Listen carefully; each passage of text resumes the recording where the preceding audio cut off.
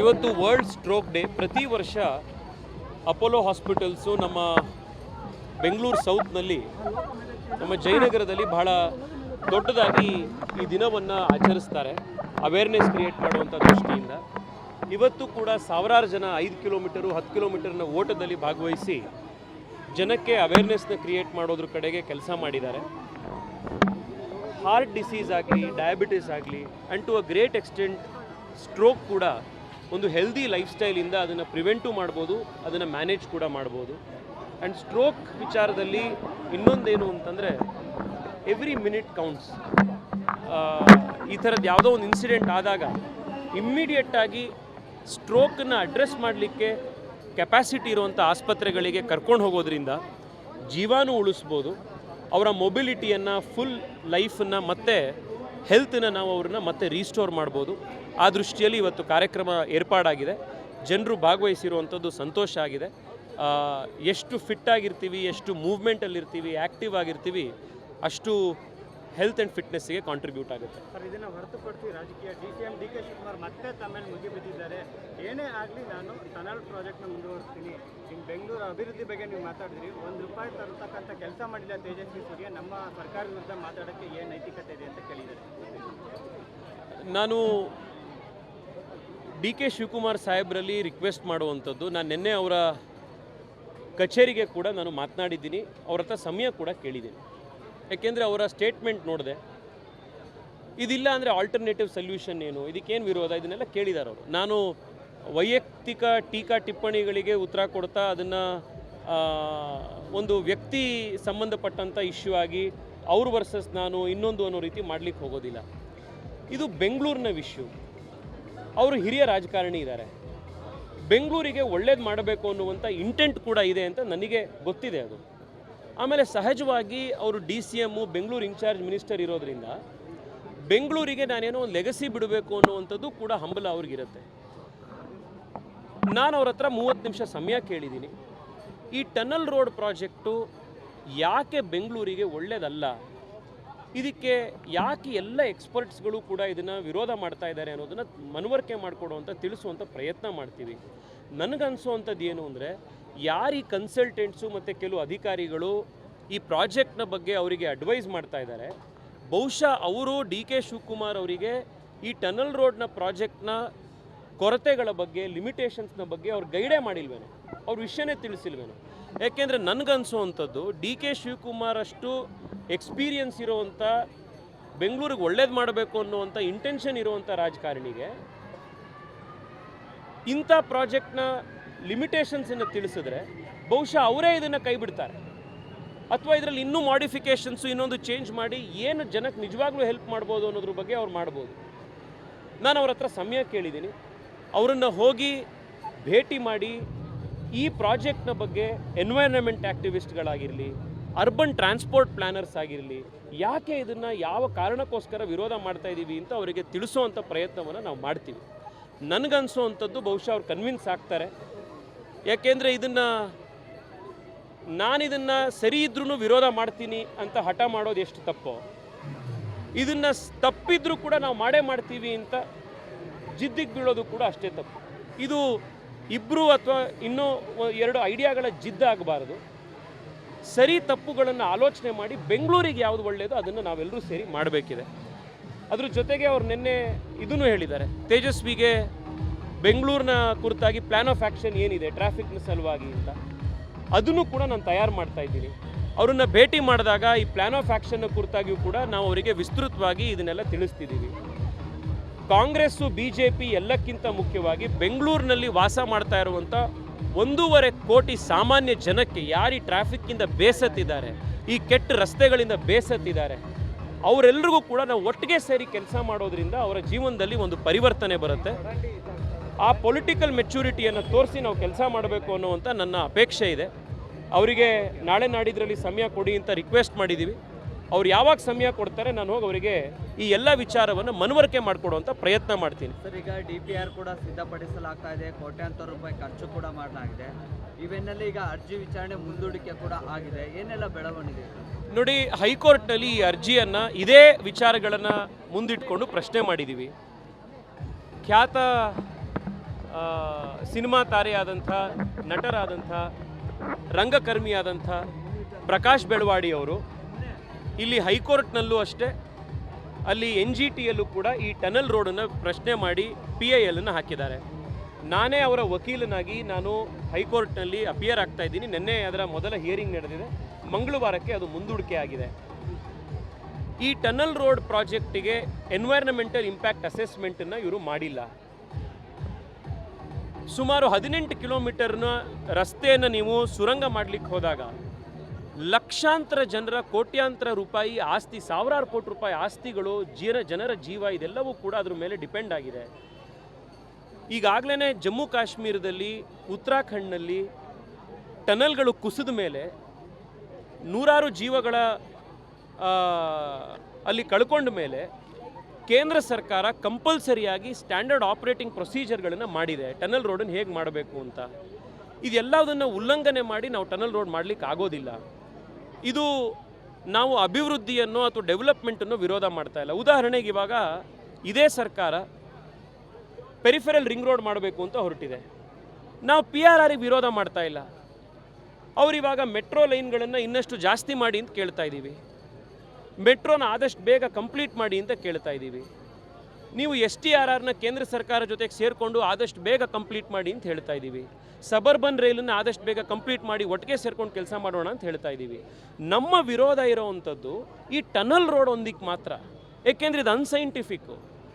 ಈ ಉತ್ತರ ಬೆಂಗಳೂರಿನಲ್ಲಿ ಸ್ಯಾಂಕಿ ಟ್ಯಾಂಕನ್ನು ಹೊಡೆದಾಕತ್ತೆ, ದಕ್ಷಿಣ ಬೆಂಗಳೂರಿನಲ್ಲಿ ಲಾಲ್ಬಾಗನ್ನು ಮುಗಿಸಾಕತ್ತೆ. ಈ ರೀತಿ ಇರುವಂಥ ಪ್ರಾಜೆಕ್ಟ್ ಸರಿಯಲ್ಲ ಅಂತ ಇದನ್ನು ನಾನು ಮತ್ತೆ ಸ್ಪಷ್ಟ ಮಾಡ್ತಾ ಇದ್ದೀನಿ.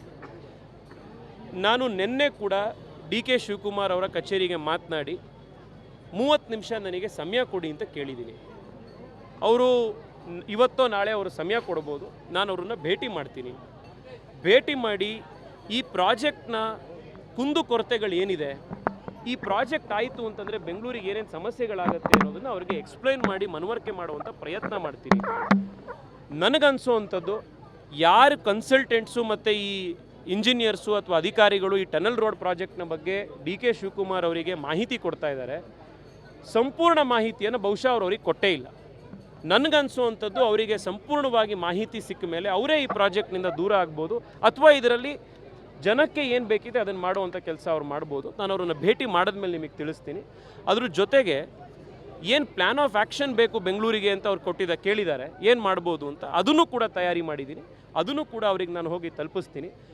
ರಾಜಕಾರಣದಲ್ಲಿ ಚರ್ಚೆ ನಮ್ಮ ಊರಿನ ವಿಷಯದ ಬಗ್ಗೆ ಆಗಬೇಕು, ಅಭಿವೃದ್ಧಿ ಬಗ್ಗೆ ಆಗಬೇಕು, ವೈಯಕ್ತಿಕ ಟೀಕಾ ಟಿಪ್ಪಣಿಗಳ ಬಗ್ಗೆ ಆಗಬಾರ್ದು. ಆ ಕಾರಣಕ್ಕೋಸ್ಕರನೇ ನಾನು ಅವ್ರ ಹತ್ರ ನೇರವಾಗಿ ಸಮಯ ಕೇಳಿ ಮಾತನಾಡಬೇಕು ಅಂತ ಅವ್ರ ಹತ್ರ ರಿಕ್ವೆಸ್ಟ್ ಮಾಡಿದ್ದೀನಿ. ನಿನ್ನೆ ಒಂದು ಸ್ಟೇಟ್ಮೆಂಟನ್ನು ಕೊಟ್ಟಿದ್ದಾರೆ, ಬಹುಶಃ ತಮ್ಮ ಗಮನ ಕೂಡ ಇದೆ ಅಂತೇಳಿ. ತೇಜಸ್ವಿ ಸೂರ್ಯ ಒಂದು ಖಾಲಿ ಡಬ್ಬ, ಮೋದಿಯವರಿಂದ ಒಂದೇ ₹1 ಅನುದಾನವನ್ನು ತಂದಿಲ್ಲ ಅಂತೇಳಿ ಮತ್ತೊಂದು ಕಡೆ CM ಅವರು ಕೂಡ. ಅಲ್ಲ ನೋಡಿ, ನಾನು ಅದನ್ನೇ ಹೇಳಿದ್ದು. ಅಲ್ಲ, ನಾನು ಹೇಳ್ತೀನಿ, ಈಗ ಅವರು ವೈಯಕ್ತಿಕವಾದಂಥ ಏನೋ ಒಂದು ಟೀಕೆ ಮಾಡಿರ್ತಾರೆ, ಅದಕ್ಕೆ ನಾನು ಇವತ್ತು ಹೇಳ್ತೀನಿ, ಅದು ಬೆಳೀತಾ ಹೋಗುತ್ತೆ. ಬೆಂಗಳೂರಿನ ಜನಕ್ಕೆ ಸಿದ್ದರಾಮಯ್ಯನವರು ನನ್ನ ಬಗ್ಗೆ ಏನು ಹೇಳಿದ್ರು, ನಾನು ಅವ್ರ ಬಗ್ಗೆ ಏನು ಹೇಳಿದೆ, DK ಶಿವಕುಮಾರ್ ಅವ್ರು ನನ್ನ ಬಗ್ಗೆ ಏನು ಹೇಳಿದ್ರು, ನಾನು DK ಶಿವಕುಮಾರ್ ಅವ್ರಿಗೇನು ವಾಪಸ್ಸು ಟಾಂಗ್ ಕೊಟ್ಟೆ, ರಿಪ್ಲೈ ಕೊಟ್ಟೆ, ಇದು ಅವರ ಜೀವನವನ್ನು ಉಪಯೋಗ ಮಾಡಲ್ಲ. ನಾನು ಈ ಪ್ರತ್ಯುತ್ತರ ಕೊಡೋದ್ರಿಂದ ಬೆಂಗಳೂರಿನ ಗುಂಡಿಗಳು ಮುಚ್ಚೋಗಲ್ಲ, ನಮ್ಮ ಫುಟ್ಪಾತ್ಗಳು ಸರಿಯಾಗಲ್ಲ, ನಮ್ಮ ಮೆಟ್ರೋ ಕರೆಕ್ಟ್ ಟೈಮಿಗೆ ಶುರುವಾಗಲ್ಲ. ಜನಕ್ಕೆ ಬೇಕಿರೋದು ಏನು? 2 ವೀಲರಲ್ಲಿ ನಡ್ಕೊಂಡು ಕಾರಲ್ಲಿ ಹೋಗ್ತಾ ಇರೋವಂಥ, 2 ವೀಲರಲ್ಲಿ ಹೋಗ್ತಾ ಇರೋವಂಥವರಿಗೆ ಇವತ್ತು ಬೆನ್ನು ಮುರಿದು ಹೋಗ್ತಾ ಇದೆ. ನಿನ್ನೆ ನಾವು ನೋಡಿದ್ದೀವಿ, ಒಂದು 24 ವರ್ಷದ ಯುವತಿ ಗುಂಡಿಯಿಂದಾಗಿ ತೀರ್ಕೊಂಡಿದ್ದಾಳೆ. ಅವ್ರ ಜೀವನ ಸರಿಯಾಗೋದಕ್ಕೆ ನಾವೇನು ಮಾಡಬೇಕು? ನಮ್ಮ ರಾಜಕಾರಣದ ಫೋಕಸ್ ಅಭಿವೃದ್ಧಿ ಇರಬೇಕು. ಈ ಟೀಕೆ ಭಾಳ ಸುಲಭವಾಗಿ ನಾನು ಒಂದು ಹೇಳ್ಬಿಡ್ಬೋದು, ಆದ್ರೇನಂದರೆ ಅದು ನಿಮ್ಮ TRP ಹೆಚ್ಚಾಗತ್ತೆ ಅಷ್ಟೇ, ಜನ ವ್ಯೂಸ್ ಜಾಸ್ತಿ ಆಗತ್ತೆ ಅಷ್ಟೇ, ವಿಡಿಯೋಗಳು ಶೇರ್ ಆಗತ್ತೆ ಅಷ್ಟೇ. ಆದರೆ ಜೀವನದಲ್ಲಿ ಅದರಲ್ಲಿ ಯಾರಿಗೂ ಉಪಯೋಗ ಆಗಲ್ಲ. ಆದರೆ ನಾನೇನು ಮಾಡ್ತಾ ಇದ್ದೀನಿ ಆದರೆ ನಾನೇನು, ನಿಮಗೂ ಗೊತ್ತಾಯ್ತು ನಾನು ಯಾವ ದೃಷ್ಟಿಯಲ್ಲಿ ಹೇಳಿರೋದು ಅಂತ. ನಾನೇನು ಮಾಡ್ತಾ ಇದ್ದೀನಿ, ನಾಳೆ ಅದಕ್ಕೋಸ್ಕರನೇ ನಾನು ಅವ್ರ ಹತ್ರ ಸಮಯ ಕೇಳಿದ್ದೀನಿ. ಅವ್ರನ್ನ ಹೋಗಿ ನಾನೇ ಭೇಟಿ ಮಾಡಿ ಯಾಕೆ ಇದು ಮಾಡಬೇಕು ಮಾಡಬಾರ್ದು ಅನ್ನೋದ್ರ ಬಗ್ಗೆ ಚರ್ಚೆ ಆಗಲಿ, ಮುಕ್ತವಾಗಿ ನೋಡೋಣಂತ ಏನಾಗಬೇಕು ಅಂತ. ಇಲ್ಲ ಆದಮೇಲೂ ಕೂಡ ಅವರಿಲ್ಲ ನಾವು ಕನ್ವಿನ್ಸ್ ಆಗಿದ್ದೀವಿ, ನಾವು ಅದು ಹಾಗೆ ಮಾಡ್ತೀವಿ ಅಂತಂದರೆ ಹೈಕೋರ್ಟ್ನಲ್ಲಿ ನಾವು ಕೇಸ್ ಹಾಕಿದ್ದೀವಿ, ಅದಿರುತ್ತೆ. ಬಟ್ ರಾಜಕಾರಣದಲ್ಲಿ ಈ ವೈಯಕ್ತಿಕ ಟೀಕಾ ಟಿಪ್ಪಣಿಗಿಂತ ಹೆಚ್ಚಾಗಿ ಅಭಿವೃದ್ಧಿಯ ಕುರಿತಾಗಿ ಹೆಚ್ಚು ಫೋಕಸ್ ಇರಬೇಕು. ಬೆಂಗಳೂರಿನ ಜನಕ್ಕೆ ಅದು ಬೇಕಿದೆ. ಆ ದೃಷ್ಟಿಯಿಂದ ನಾನು ಅವ್ರ ಹತ್ರ ಸಮಯ ಕೇಳಿದ್ದೀನಿ, ನೋಡೋಣ. ಏನು ರಿಪ್ಲೈ ಬಂದಿದೆ? ಅಲ್ಲ, ಕೊಡ್ತೀವಿ ಸಮಯ ಅಂತ ಹೇಳಿದ್ದಾರೆ ಅಷ್ಟೇ. ನಾಳೆ ನಾಡಿದ್ರಲ್ಲಿ ಅವ್ರು ಬಹುಶಃ ಸಮಯ ಕೊಡ್ತಾರೆ. ಅವ್ರನ್ನ ಭೇಟಿ ಮಾಡಿ ವಿಸ್ತೃತವಾಗಿ ಈ ಟನಲ್ ವಿಷಯ ಅಷ್ಟೇ ಅಲ್ಲ, ಅವರು ಬೆಂಗಳೂರಿಗೆ ಪ್ಲ್ಯಾನ್ ಆಫ್ ಆ್ಯಕ್ಷನ್ ಏನು ಅನ್ನೋದು ಕೂಡ ನಿನ್ನೆ ಅವರು ನಿಮ್ಮ ಮಾಧ್ಯಮದ ಬೈಟ್ನಲ್ಲೇ ಕೇಳಿದ್ದಾರೆ. ಆ ಪ್ಲ್ಯಾನ್ ಆಫ್ ಆ್ಯಕ್ಷನನ್ನು ಕೂಡ ನಾವು ತಯಾರು ಮಾಡಿದ್ದೀವಿ, ಅದನ್ನು ಕೂಡ ಅವರಿಗೆ ತಿಳಿಸ್ತೀವಿ. ಅದೆಲ್ಲದ್ರ ಬಗ್ಗೆ ಚರ್ಚೆ ಮಾಡೋಣಂತೆ, ಮುಕ್ತವಾಗಿ ಚರ್ಚೆ ಆಗಲಿ, ಬೆಂಗಳೂರಿಗೆ ಒಳ್ಳೆಯದಾಗಬೇಕು. ಆ ದೃಷ್ಟಿಯಲ್ಲಿ ಎಲ್ಲರೂ ಸೇರಿ ಕೆಲಸ ಮಾಡಿ. ಸಬರ್ಬನ್ ಯೋಜನೆ ನಿಂತಿದೆ ಸರ್, ಗುತ್ತಿಗೆ ಪಡೆದಿರುವಂಥ ಕಂಪನಿಗೆ K-Ride ಕಂಪನಿಯಿಂದ ಹಣ ಕೂಡ ಸಂದಾಯ ಆಗಿಲ್ಲ, ಸರಿಯಾಗಿ ರೆಸ್ಪಾನ್ಸ್ ಮಾಡಿಲ್ಲ ಅನ್ನೋದು. ಬುಧವಾರ ನಾನು ಸಬರ್ಬನ್ ರೈಲ್ದು ಒಂದು ವಿಸ್ತೃತವಾದಂಥ ಒಂದು ರಿವ್ಯೂ ಮೀಟಿಂಗ್ ಕರೆದಿದೆ. ನಿಮ್ಮೆಲ್ರಿಗೂ ಕೂಡ ಅವತ್ತು ಕೂಡ ತಿಳಿಸತ್ತೆ. ತಾವು ಕೂಡ ಅವತ್ತು ಬನ್ನಿ, ವಿಷಯ ಅಧಿಕಾರಿಗಳಿಂದ ಮತ್ತಷ್ಟು ತಿಳ್ಕೊಳ್ಳೋಣ. ಇನ್ನೊಂದು ನಾಳೆ ನಮ್ಮ ಮೆಟ್ರೋ MD ಭೇಟಿ ಮಾಡಬೇಕು ಅಂತಿದೆ. ನಿಮ್ಮೆಲ್ರಿಗೂ ಆಶ್ಚರ್ಯ ಆಗುತ್ತೆ, ಇದನ್ನು ನಾನು ಪದೇ ಪದೇ ಪತ್ರ ಕೂಡ ಬರೆದಿದ್ದೀನಿ. 10ನೇ ಕ್ಲಾಸ್ ಮಕ್ಕಳು ಸರಿಯಾಗಿರುವಂಥ ಮ್ಯಾಥಮೆಟಿಕ್ಸ್ ಮಾಡ್ತಾರೆ. ಈ BMRCL ಅವರು ಅದರಲ್ಲೂ ಮಿಸ್ಟೇಕ್ ಮಾಡಿದ್ದಾರೆ. ಈ ಫೇರ್ ಫಿಕ್ಸೇಷನ್ ಕಮಿಟಿಯಲ್ಲಿ ಕ್ಯಾಲ್ಕುಲೇಷನ್ ಮಾಡೋದ್ರಲ್ಲಿ. ನಿನ್ನೆ ನಾನು ಕೋಣನಕುಂಟೆ ಕ್ರಾಸ್ನಲ್ಲಿ ಒಂದು ಕಾರ್ಯಕ್ರಮ ಮುಗಿಸಿ ಚೌಡಯ್ಯದಲ್ಲಿ ಇನ್ನೊಂದು ಕಾರ್ಯಕ್ರಮಕ್ಕೆ ಹೋಗಬೇಕಾಗಿತ್ತು. ಮೆಟ್ರೋ ತೊಗೊಂಡೆ, ನಾನು ನಮ್ಮ ಸಹಾಯಕರು ನಾವೆಲ್ಲರೂ ಒಟ್ಟಿಗೆ ಹೋದ್ವಿ, 3-4 ಜನ ನಮ್ಮ ಆಫೀಸರು. ಒಂದು ಮೆಟ್ರೋ ಟಿಕೆಟಿಗೆ ಅಲ್ಲಿಂದ ನಮಗೆ 70 ರೂಪಾಯಿ ಆಗ್ತಾಯಿದೆ. ನಾವು ಇಬ್ಬರು ಹೋಗಿದ್ದು 140 ರೂಪಾಯಿ, ಇಲ್ಲಿಂದ ಅಲ್ಲಿಗೆ ಹೋಗಿದ್ದು. ಅದೇ ನಾವು 2 ವೀಲರಲ್ಲಿ ಹೋಗ್ಬಿಟ್ಟಿದ್ದಿದ್ರೆ, ಅದು ಎಲೆಕ್ಟ್ರಿಕ್ ವೆಹಿಕಲಲ್ಲಿ ಹೋಗ್ಬಿಟ್ಟಿದ್ದಿದ್ರೆ ಅಷ್ಟು ಖರ್ಚಾಗ್ತಿರ್ಲಿಲ್ಲ. ಪಬ್ಲಿಕ್ ಟ್ರಾನ್ಸ್ಪೋರ್ಟ್ ಚೀಪ್ ಇರಬೇಕು, ಪ್ರೈವೇಟ್ ವೆಹಿಕಲ್ಸ್ ಕಾಸ್ಟ್ಲಿ ಆಗಬೇಕು, ಟ್ರಾಫಿಕ್ಕನ್ನು ಅಡ್ರೆಸ್ ಮಾಡೋಕ್ಕೆ ಸಾಧ್ಯ ಆಗದೆ ಆವಾಗ. ಫೇರ್ ಫಿಕ್ಸೇಷನ್ನಲ್ಲಿ ಕ್ಯಾಲ್ಕ್ಯುಲೇಷನ್ ತಪ್ಪು ಮಾಡಿ BMRCL ಅವರು ಕಳೆದ 3.5-4 ತಿಂಗಳಿಂದ ಸುಮಾರು 150 ಕೋಟಿ ರೂಪಾಯಿ ಹೆಚ್ಚು ಜನರಿಂದ ಟಿಕೆಟ್ ರೂಪದಲ್ಲಿ ಕಲೆಕ್ಟ್ ಮಾಡಿದ್ದಾರೆ. ನಾವು ನಾಳೆ MD ಭೇಟಿ ಮಾಡ್ತಾ ಇದ್ದೀನಿ. ನಮ್ಮ ಈ ಭಾಗದ ಎಲ್ಲ ಶಾಸಕರನ್ನು ಒಟ್ಟಿಗೆ ಕರ್ಕೊಂಡು ಹೋಗೋಣ ಅಂತಿದೆ. ನಾವೆಲ್ಲ ಒಟ್ಟಿಗೆ ಹೋಗಿ ಯಾವ ಆಧಾರದ ಮೇಲೆ ಈ ಕ್ಯಾಲ್ಕ್ಯುಲೇಷನ್ ಮಾಡಿದ್ರಿ, ಈ ಮ್ಯಾಥಮೆಟಿಕ್ಸನ್ನು ನಮಗೆ ಎಕ್ಸ್ಪ್ಲೈನ್ ಮಾಡಿಬಿಡಿ ಸರ್ ಅಂತ MD ಅವ್ರಿಗೆ ನಾವು ಕೇಳೋಣ ಅಂತಿದ್ದೀವಿ. ಏಕೆಂದರೆ ನಾವು ಮಾಡಿದ್ದು ಲೆಕ್ಕಾಚಾರದ ಪ್ರಕಾರ ಮತ್ತು ಎಲ್ಲ ಕ್ಯಾಲ್ಕ್ಯುಲೇಟ್ರ್ ಉಪಯೋಗಿಸಿದ್ವಿ, ChatGPT ಉಪಯೋಗಿಸಿದ್ವಿ. ಕೆಲವು ಯಾರು ಎಕ್ಸ್ಪರ್ಟ್ಸ್ ಇದ್ದಾರೆ ಮ್ಯಾಥಮೆಟಿಕ್ಸಲ್ಲಿ ಕ್ಯಾಲ್ಕ್ಯುಲೇಷನ್ ಈಕ್ವೇಷನ್ ಮಾಡೋರು, ಅವರೆಲ್ಲರೂ ಕೇಳಿದ್ದೀವಿ ಹೆಂಗೆ ಈ ಕ್ಯಾಲ್ಕ್ಯುಲೇಷನ್ ಬರ್ತಾ ಇದೆ ಅಂತ. ಮ್ಯಾಥ್ಸ್ ಹೆಂಗೆ ಅಂದರೆ ಸರ್, ನೀವು 2+2 ಮಾಡಿದ್ರೂ 4 ಬರಬೇಕು, ನಾನು 2+2 ಮಾಡಿದ್ರೂ 4 ಬರಬೇಕು. BMRCL MD ಕ್ಯಾಲ್ಕ್ಯುಲೇಷನ್ ಮಾಡಿದ್ರು ಅದೇ ನಂಬರ್ ಬರಬೇಕು, ನಾನು ಕ್ಯಾಲ್ಕ್ಯುಲೇಷನ್ ಮಾಡಿದ್ರು ಅದೇ ನಂಬರ್ ಬರಬೇಕು. ಮ್ಯಾಥ್ಸ್ ಸುಳ್ಳಾಗಲ್ವಲ್ಲ. ಅವ್ರಿಗೆ ಹೆಂಗೆ ಈ ನಂಬರ್ ಬಂತು ಅನ್ನೋದನ್ನು ಅವ್ರು ಎಕ್ಸ್ಪ್ಲೈನ್ ಮಾಡಲಿ ಅಂತ ನಾಳೆ ಅವರನ್ನು ನಾವು ಭೇಟಿ ಮಾಡಿ ಕೇಳ್ತಾ ಇದ್ದೀವಿ. ತಮಗೂ ತಿಳಿಸ್ತೀವಿ, ತಾವು ದಯವಿಟ್ಟು ಬನ್ನಿ. ಜನಕ್ಕೆ ಬೆಂಗಳೂರಿನಲ್ಲಿ ಮೆಟ್ರೋ ಜಾಸ್ತಿ ಆಗಿರೋದ್ರಿಂದ ಎಷ್ಟೋ ಜನ ರೈಡರ್ಶಿಪ್ ಕಡಿಮೆ ಆಗಿದೆ. ದಿನನಿತ್ಯ ಓಡಿಸೋವಂಥ ಮೆಟ್ರೋದಲ್ಲಿ ಓಡಾಡುವಂಥವ್ರಿಗೆ, ಕಾರ್ ಇಲ್ದಲೇ ಇರೋವಂಥವ್ರಿಗೆ, ಅವ್ರಿಗೆ ಹೆಂಗೆ ಸರ್ ನಾವು ದಿನಕ್ಕೆ ನೀವು 250 ರೂಪಾಯಿ.